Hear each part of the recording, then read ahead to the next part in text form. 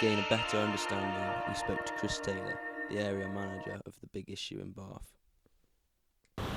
The Big Issue is a national organisation. It has offices in both Scotland, Wales, England, other international versions of the Big Issue. They're actually quite separate organisations, but there are big issues in Australia, Ireland, Japan, and about 26 countries, I think, now, the Big Issue sells in. The Big Issue in Britain should be seen as three different components.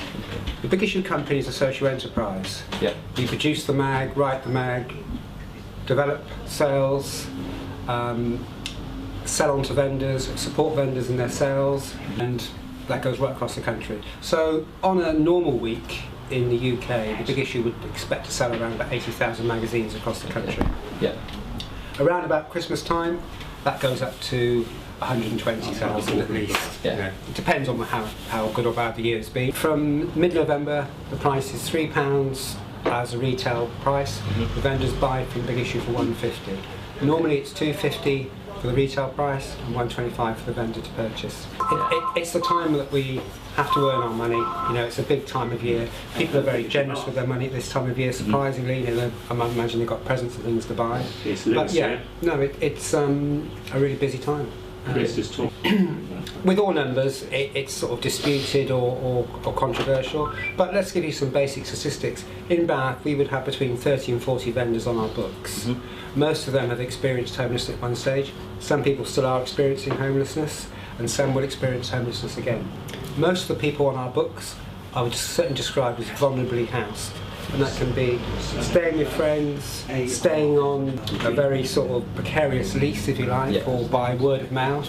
They can be street sleeping, they can be sleeping in parks, friend settees, etc., etc., or probably escaping domestic violence, or living in very overcrowded conditions. The whole range of different factors that come into homelessness. When homelessness stats are banded about, sometimes it's just a street count in Bath, and they'll say that there's 30 or 40 people living on the streets in Bath, which is probably an understatement, I think. But then you have a whole range of people that are also, or could be counted as homeless. And that's people living in tents on the canal that are never found.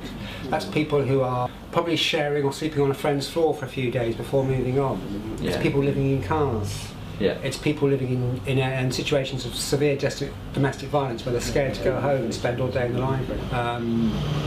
It can be probably about 10 or 15 different circumstances, which I think is the real figure for homeless and counts homeless. There's people help in many, many different ways. Initial response from the public to offices like Julian House or the Big Issue is to give us warm clothing, food and things like that. But I think it's a bit more complex than that as well. I think we're always looking for people to volunteer. Volunteers are crucial to make these organisations work properly. We can probably never have enough volunteers. And if they don't want to volunteer for us, there's plenty of other organisations they can volunteer for to help homeless people. With the Big Issue, if you volunteer, you can be involved in the distribution of magazines, supporting people their sales, just helping them basically get their life sorted out. There's a whole range of different things that can be done to help. So would you consider yourself homeless? Yeah. Well, sleeping about 3 months now. 3 months? So where do you normally go to sleep around Bath? Well, in shop doorways normally. Shop doorways, surrounding the city centre? Okay.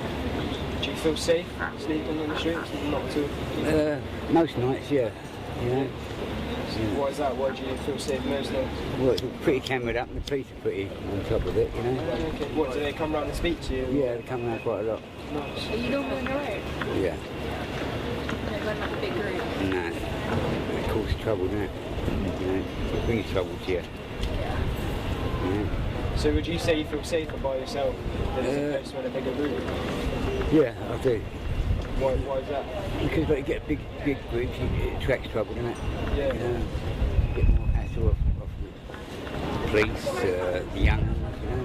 Yeah. And I guess it doesn't draw as much attention to you. What's the hardest thing about being homeless for you? Sleeping, really, you know what I mean? It's quite hard to get to sleep. Yeah. You're up early, you know, you're up 6, 7. In Bristol, I was homeless in Bristol. But it's just too much there. It's too much Is it? aggravation up there, you know. There's rows and fights and drunks and So is Bath a lot safer compared to places like Bristol? yeah, a lot safer. Would you say Bath is one of the safest places? Yeah, I would. Can I ask you what made you do this? I started with my partner. She got the house. Now I just couldn't get another property. Have you been to many like charities? Yeah, Yeah. Do they help much? help as much as they can.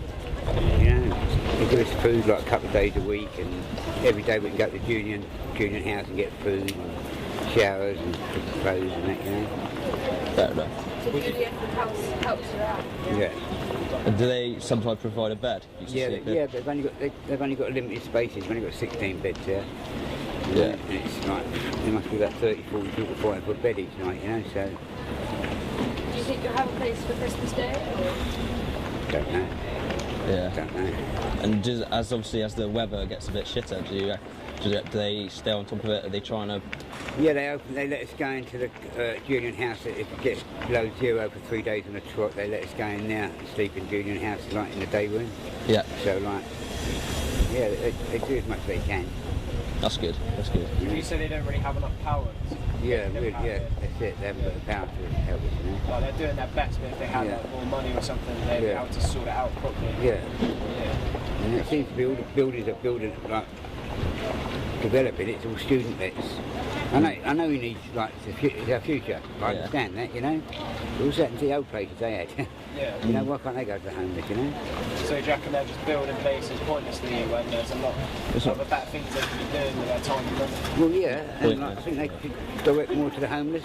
Yeah. You know. Or Yeah. you know. Do you think that they try to sort of turn a blind eye? And Yeah, they do. You know. I know they do. You know. How do you know they do? Because you can't really sit beg, can you? You're not that big. You know. You're not. It's illegal. You know. But as long as you don't ask for money, you're not begging. Yeah. So is that what you need? Just to sit? Just and sit here, pay yeah. someone? Does it help, like the change that you're given, or not? Yeah, of course it does. It helps you get food, you know. I'm not a drug addict no more. I was. You know what I mean? But I'm clean now. yeah. You know. Is it hard not like being drug dependent and being on the streets? It was, yeah. Really, really hard being like having a habit and trying to support that. Yeah. You know. What drugs were you on? All of them. We dribbled, heroin, crack, lot. You know. How long have you been clean for? You don't work out since. About a month now to be truthful, not long, you know. Thank you very much for your Like a time. couple of cigarettes.